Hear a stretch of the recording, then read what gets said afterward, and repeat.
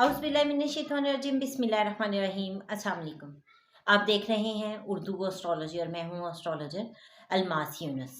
आज की वीडियो में हम लोग बहुत ही अहम पॉइंट को डिस्कस करने वाले हैं। यहाँ पर हम लोग बात करेंगे सबसे ज़रूरी टॉपिक पे। इमरान खान साहब जो इस वक्त एहतजाज की कॉल दे चुके हैं, तो वो हमें इल्म नजूम की रोशनी में किस तरह के मामलात दिखाई देते हैं। अब इस टॉपिक को मैं तफसील से ज़रूर बयान करूंगी, लेकिन उससे पहले मैं आप लोगों को थोड़ा सा बताती चलूँ कि इस चीज़ की शुरुआत कैसे हुई।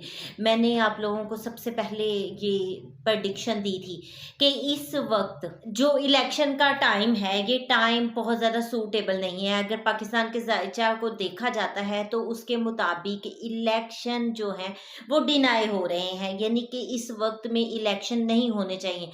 अगर इलेक्शन होंगे तो वो कुछ इस तरह के होंगे कि उनके रिजल्ट काबिल कबूल नहीं होंगे, लोग उस चीज़ को तस्लीम नहीं करेंगे, दुनिया उस चीज़ को तस्लीम नहीं करेगी। और आप लोगों ने देखा कि किस तरह से इस वक्त इलेक्शन को कबूल नहीं किया जा रहा और बहुत ज़्यादा हमें प्रेशर बैरून ममालिक की तरफ से भी देखने को मिल रहा है। हर कोई हम पर नुक्ता उठा रहा है, तनकीद कर रहा है।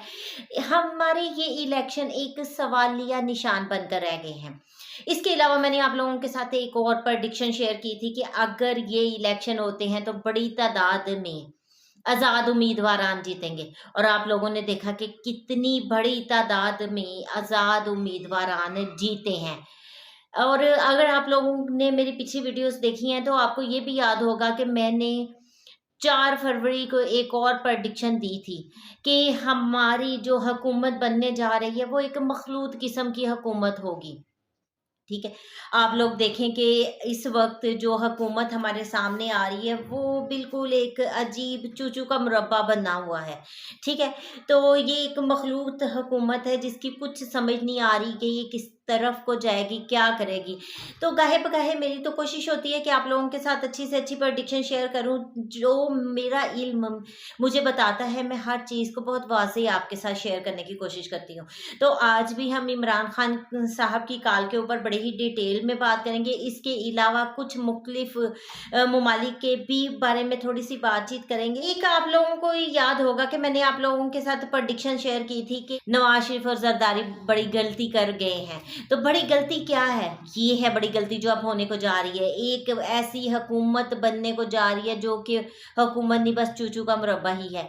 और ये मुरब्बा जो है ना, ये बस इनके गले की हड्डी बनने वाला है। मैंने आप लोगों को बड़े वाज़ेह अल्फाज में बताया है कि जरदारी साहब जो हैं उनका जायजा इतना स्ट्रॉन्ग है कि वो हुकूमत भी करेंगी और किसी किस्म का रिस्क भी नहीं लेंगे। आप लोगों को मैंने बताया कि वो ऐसी सीट्स लेंगे जिसमें उनको कम से कम नुकसान हो और पीएमएल-एन को ज़्यादा से ज़्यादा नुकसान हो।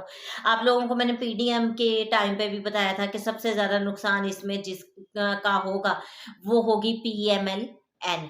और अब आप देख लें कि वही सब कुछ होने जा रहा है। और इस वक़्त भी जो पाकिस्तान मुस्लिम लीग नून है, उनकी साख इतनी बुरी तरह से मुतासिर होगी, सारी जमातें साइड पे हो जाएंगी और सारा का सारा मलबा मुस्लिम लीग नून पर गिर जाएगा। अब हम बात करते हैं कि जो एहतजाज होने को जा रहा है वो एहतजाज क्या होगा, क्या उसका हमें आउटकम्स नजर आते हैं। आप लोगों को मेरी एक प्रडिक्शन याद है कि मैंने आपको कहा था ये टाइम इलेक्शन के लिए फेवरेबल नहीं है और यहाँ पर जो भी जीत कर आगे आएगी, चाहे वो पीटीआई ही क्यों ना हो, उसके लिए ये टाइम सूटेबल नहीं है, बिल्कुल भी फेवरेबल नहीं है। हुकूमत नहीं बनानी चाहिए उन्हें। और मैंने खुले अल्फाज में कहा था कि पीटीआई को अगर हुकूमत बनाने का चांस मिलता भी है तो ये ऐसे टाइम पर इलेक्शन हुए हैं जो कि बिल्कुल फेवरेबल नहीं है, तो यहाँ पर पीटीआई को भी हुकूमत की तरफ नहीं जाना चाहिए। तो देखिए आप, वही सारा कुछ हो रहा है। बहुत ही मुश्किल वक्त है जहाँ पर एक हुकूमत तो बन गई है लेकिन इन लोगों को संभालनी नहीं आ रही। सबसे बड़ी गलती कहाँ पर की गई? सबसे बड़ी गलती की गई पीटीआई से उसका निशान छीना गया और अदलिया सवार होकर ये काम किया गया। मैंने जनवरी में 15 जनवरी को एक प्रडिक्शन दी थी जब मैंने कोर्ट चक्रा को एक्सप्लेन किया था और मैंने कहा था कि जो भी किया जाएगा अदलिया के कंधों पर सवार होकर किया जाएगा। अब क्या हुआ? पीटीआई से अदलिया का निशान छिनवाया गया। क्यों? क्योंकि ज़ायचा पाकिस्तान में मार्स और जुपिटर की ट्राइन चल रही थी और मार्स मजबूत था। मार्स ने अदलिया को अपने शिकंजे में लिया, उनसे अपने काम करवाए।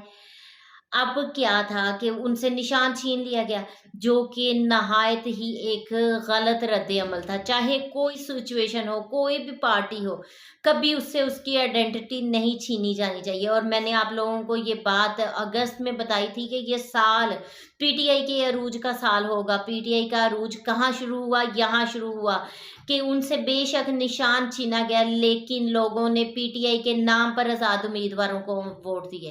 अब अदलिया ने दूसरी बड़ी गलती क्या की? धांधली करवाई। 47 फॉर्म जो लोग जीते हुए थे उनको हरा दिया गया और जो हारे हुए थे उनको जितवा दिया गया। और ये एक नहायत ही मायूस कुन सूरत हाल बन गई। मैंने आप लोगों के साथ 2023 के शुरू में एक प्रेडिक्शन शेयर की थी कि सैटर्न का ट्रांजिट पाकिस्तान के नेटल चार्ट में 11वें घर में हो रहा है, जहां से वो अपनी फर्स्ट एस्पेक्ट पाकिस्तान के लगन को देगा।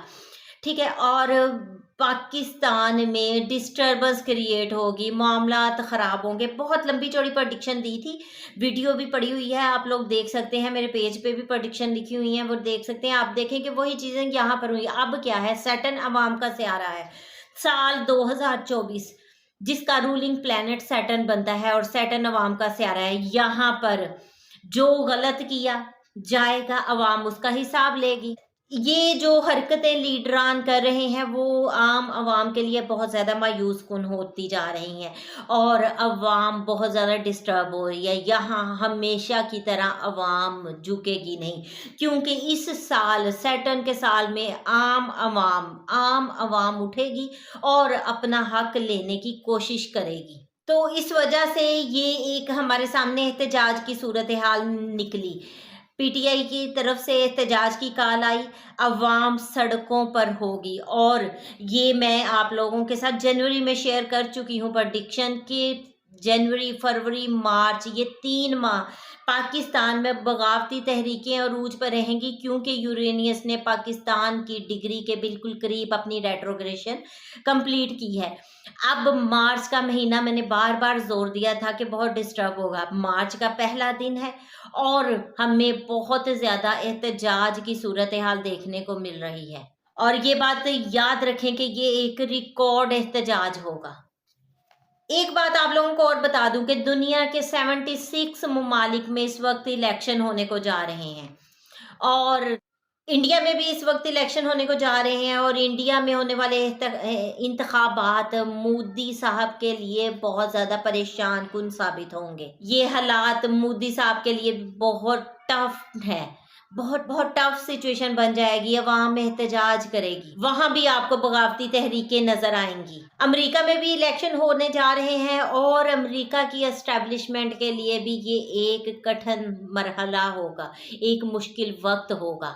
वहां पर भी बड़ा एहतजाज देखने को मिलेगा। वजह सैटर्न जो अवाम का स्यारा है और अवाम यहाँ पर अपना हक लेगी। अगर हक नहीं मिलेगा तो वो उसको छीन लेगी। तो मार्च वो महीना होगा जब छीना झपटी का सिलसिला जारी होगा। अब जो लोग जीत चुके हैं उनका ताकुब किया जाएगा, उनसे पूछा जाएगा, उनका एहतसाब होगा। मार्च, अप्रैल और मई का महीना जो है वो मैं पहला फेज है और यहाँ पर इस पहले फेज में आप लोगों को बहुत सारी चीज़ें मिलेंगी, जबकि दूसरा फेज अगस्त, सितंबर और अक्टूबर का होगा, जब पाकिस्तान का नया साल स्टार्ट हो जाएगा। उस वक्त सिचुएशन कुछ यकसर मुख्तलिफ हो जाएगी।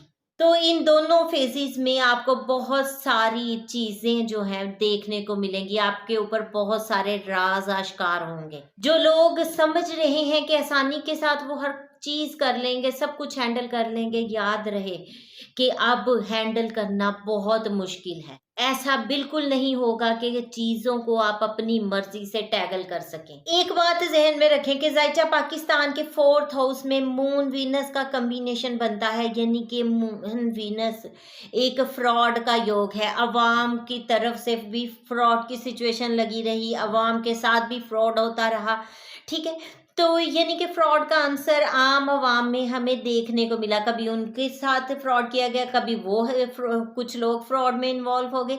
लेकिन अब याद रखें कि जिन्होंने जो कुछ किया है, ये वक्त उन तमाम चीज़ों का हिसाब देने का है। अब अवामी ने हिसाब ले। इस बार इमरान खान साहब का एहतजाज इतना बड़ा होगा कि ये दुनिया में रिकॉर्ड तरीन और पाकिस्तान की हिस्ट्री का रिकॉर्ड तरीन एहतजाज होगा। और PMLN की हुकूमत की तरफ से मुझे जो सबसे बड़ा खतरा नजर आता है कि उधर से मजहबी कार्ड इस्तेमाल किया जाएगा। मजहबी कार्ड यानी कि मजहबी जमातें जो हैं वो किसी तरह से भी कोई एहतजाज कर सकती हैं, कोई एहतजाज की सूरत उनकी तरफ से नज़र आ सकती है, या किसी मजहबी रहनुमा।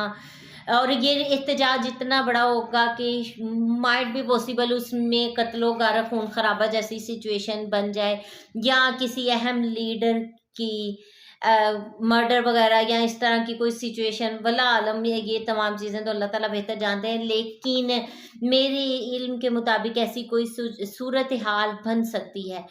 दूसरी तरफ अगर देखा जाए तो पाकिस्तान को सरहदों पर भी कुछ मुश्किलात देखने को मिलेंगी। अफगानिस्तान, ईरान और इंडिया की तरफ से कोई स्ट्राइक हो सकती है, लिहाजा इस वक्त सरहदों को महफूज करना भी बहुत ज़्यादा ज़रूरी हो चुका है। इमरान खान साहब के अगर नेटल चार्ट की बात की जाए तो उनके जुपिटर जो है उसके ऊपर इस वक्त जुपिटर दोबारा आया हुआ है, और जुपिटर पर ट्रांजिट खान साहब के लिए बहुत बड़ा ट्रांजिट है।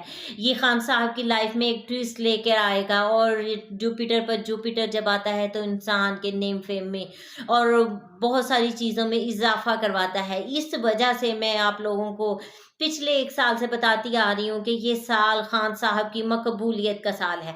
अब देखें कि उनको अगर जेल में डाला गया तो उनकी मकबूलियत घटने की बजाय ओवरऑल दुनिया में बढ़ गई। पूरी दुनिया में उनको पसंद किया जाने लगा, उनको हर तरफ से सिम्पथी मिल रही है, सब लोग उनकी तारीफें कर रहे हैं। तो इस तरह से मैं आप लोगों से कह रही थी कि ये जब एहतजाज किया जाएगा तो ये खान साहब की तरफ से एक बहुत बड़ा एहतजाज होगा। एक चीज़ आप लोगों को मैं बार बार बता चुकी हूँ कि केतु का ट्रांजिट विर्गो में जो हुआ है, विर्गो चूंकि सर्विसेज का घर है, विर्गो जो है हमारी वर्किंग अदारों को हम देखेंगे, और जो इदारे अपना काम नहीं कर रहे हैं इस ट्रांजिट में वो अपना काम करने पर मजबूर हो जाएंगे। तो यहाँ पर इदारों की तरफ से बहुत बड़े बड़े इंकशाफात होंगे। इदारों के लिए भी एक मुश्किल तरीन वक्त है ये। अदारों में बगावत जैसा अंसर भी सर उठाता हुआ हमें दिखाई देगा। और बाकी बात जो मैं पहले भी आप लोगों से कर चुकी हूँ कि ये जो हुकूमत बन रही है ये एक चूचू का मरबा है, और इनको इस मरबे की बहुत बड़ी कीमत अदा करना पड़ेगी।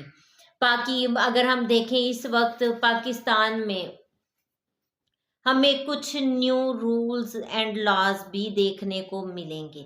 ठीक है, जुपिटर का ट्रांजिट मई में जुपिटर का नेक्स्ट ट्रांजिट होना है, और तो ये ट्रांजिट भी काफ़ी हद तक बेहतर होगा और रूल्स एंड रेगुलेशन में एक अहम रोल प्ले करेगा। बहरहाल उस पर हम नेक्स्ट में अपनी किसी और वीडियो में ज़रूर डिटेल से डिस्कस करेंगे। बाकी मैंने कोशिश की कि हर चीज़ को आपके सामने वाजे कर सकूं। प्लानिटरी पोजीशन को एक्सप्लेन करते हुए मैंने बहुत सारे पॉइंट्स आप लोगों के साथ शेयर करने की कोशिश की। उम्मीद करती हूँ वीडियो आप लोगों को पसंद आएगी। अगर आप लोगों का कोई और क्वेश्चन हो तो ज़रूर मुझे कमेंट कर सकते हैं। इस मुख्तसर सी वीडियो के साथ ही मैं आपसे इजाज़त चाहूँगी। अपना और अपने प्यारों का बहुत सा ख्याल रखिएगा और मुझे भी दुआओं में याद रखिएगा। अल्लाह हाफिज़।